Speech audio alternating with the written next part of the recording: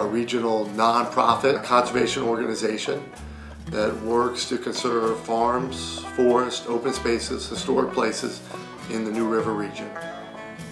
Since we were established in 2002, we've worked with over 236 landowners to conserve approximately 49,000 acres in the New River region, and we define that as 8 counties in southwestern Virginia.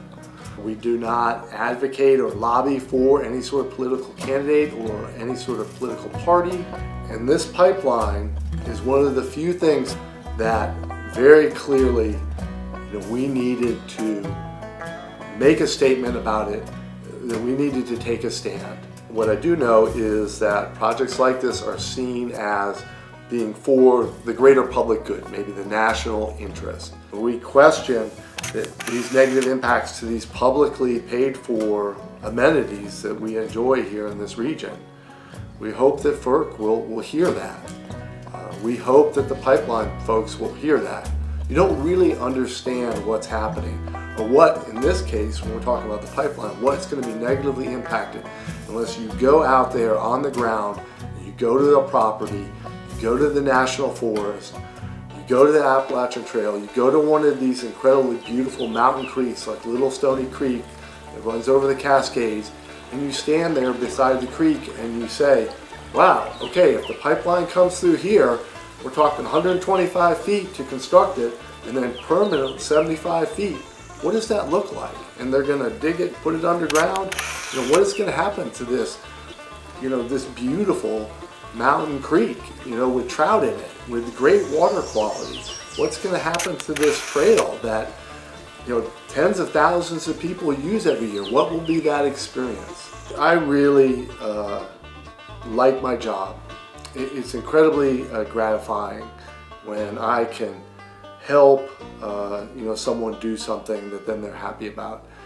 But in my mid-30s, I said to myself, I can't continue to do these other things, selling things to people and doing this sort of thing. I need to do something that's for the greater good, something that I can go home and feel good about.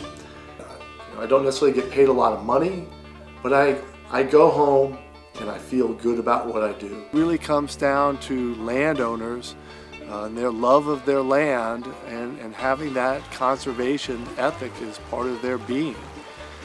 So we're here at the McDonald's Mill properties owned by the Yost family. This is many properties in this valley that are in conservation easement. This property also has a landowner incentive program through the Virginia Department of Game and Inland Fish to plant trees and to exclude livestock from the creek. There's threatened and endangered species downstream here.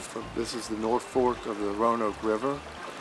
I can only imagine that for some of them, it really feels like a violation, not just for their lifetime, but of the heritage from their ancestors. And then, if they have children, they have family that they hope that they're going to carry on here in the valley, I hate to imagine how they feel about that. I've lived in that house, or I left like an idiot and came back a few years ago, but moved in there when I was an infant, was raised there. My father was raised there. It's been in the family since 1920 or so. And we're kind of newcomers to the valley. You'll find most of these farmers and property owners in the valley can trace their history back to ancestors who fought the Indians in 1700s, early 1800s, when this valley was settled. That they've been here all along. The valley's a part of me, and just like I'm a part of it. As I understand it, the preferred route is down the road about 2 or 3 miles, right along the power line, right through the front yard of one of my boyhood friends. The alternate route 110 is the other direction, about 1 mile. We'll go through another yard, another one of my boyhood friends. His house is an old log structure that was built by the Johns when they settled the valley. I want to say 1840s. This mill, I think, is actually the 4th one that's on this particular property. The first one was built about in the 1790 or 95. This one was built, completed just before the Civil War. It had grist mill. This was all a farm community. There was a post office here, sawmill just down the creek from this site. They had a party here for the boys going off to fight in the Civil War.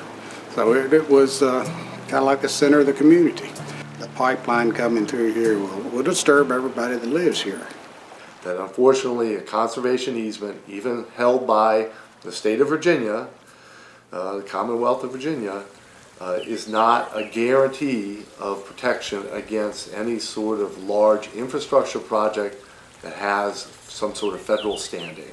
If we don't protect our natural resources, our cultural resources, our outdoor recreational amenities, what is going to happen in the future to the state economy, to the regional economy? We can't afford to continue to lose land to poorly planned development, poorly placed and planned big infrastructure projects.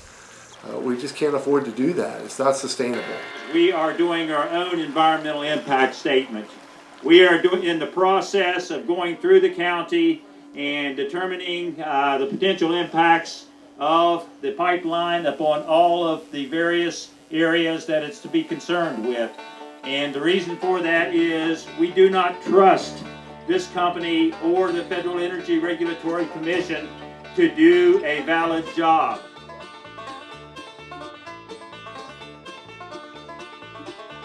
We have a handful of citizens here today. We're going to be taking an inventory, making a citizen's environmental impact statement, because we think we can do a better job than the MVP pipeline company. The idea basically today is to determine where the portals are, where their openings were, and they've been reclaimed, meaning they've been cleaned out and shut up, closed.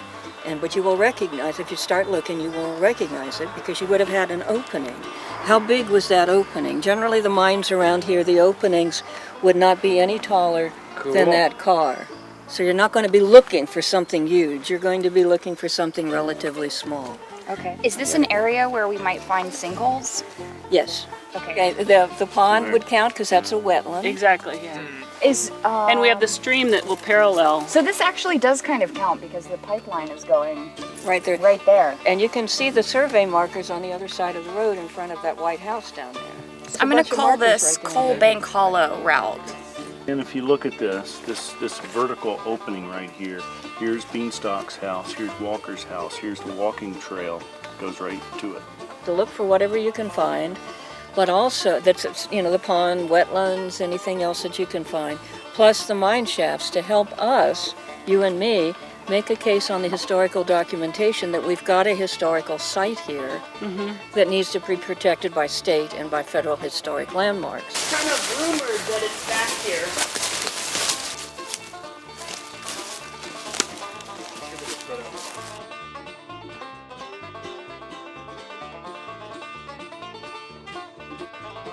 We're creating a GPS coordinate waypoint of this location here, and we're going to name this possible reclaimed mine shaft or sinkhole. So it's just a chestnut oak. No, but I don't really look for them. That's all. Here we are, right next to the Appalachian Power line, and the easement for the power line comes through here, and everything to the right over here and above here is a conservation easement. And we are surveying this conservation easement. It's already available for construction for the pipeline. So we're inventorying the open mine shafts as well as sinkholes. We've gotten permission from the landowners to do so. Probably right about here. So it looks like there's a portal right down in those woods there.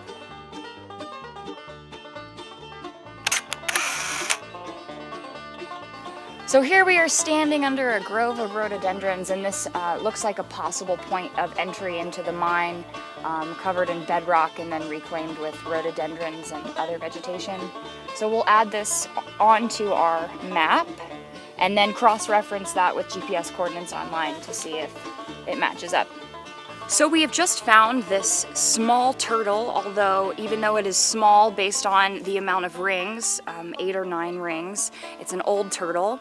We're standing in a conservation easement that is New River Land Trust and also the Blue Ridge Land Conservancy. And this is proof that we have incredible biodiversity here, and it's really not suitable for a massive high-pressure pipeline. We'll document this as well as the intermittent stream here. You can't just sit back and depend on other people.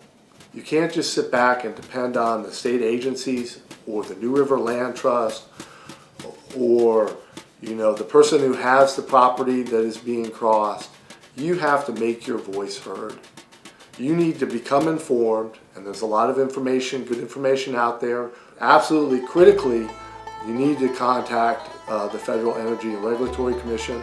You need to contact your elected officials, including the governor, our senators, our representative in the House of Representatives, our state officials, our local government folks, and let them hear your voice.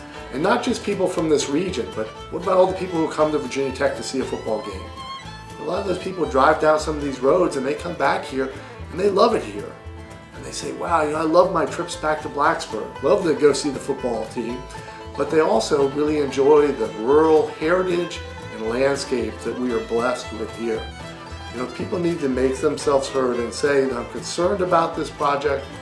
I'm concerned that it is going to negatively impact what makes this a special place. I would hope that if enough people speak loudly enough about this, that maybe there can start to be a more comprehensive dialogue about this at a larger scale, a national scale. The New River Land Trust isn't against development. We're against poorly sited, poorly planned development. We don't think it makes sense places that have traditionally been farming areas. A little over 2.5 years ago, my wife and I had a child, and our daughter will be 3 in August, and my conservation work just took on a whole new light. Because it's not just about my quality of life, it's not just about my experience during my lifetime, but now for me it is so much about the legacy, the world, what do I leave my child? The thing that I love more than anything else in this world, what do I leave for her? What kind of world? And if we don't, take an active role in trying to leave a healthy, sustainable world for the next generations, then I think that we have failed.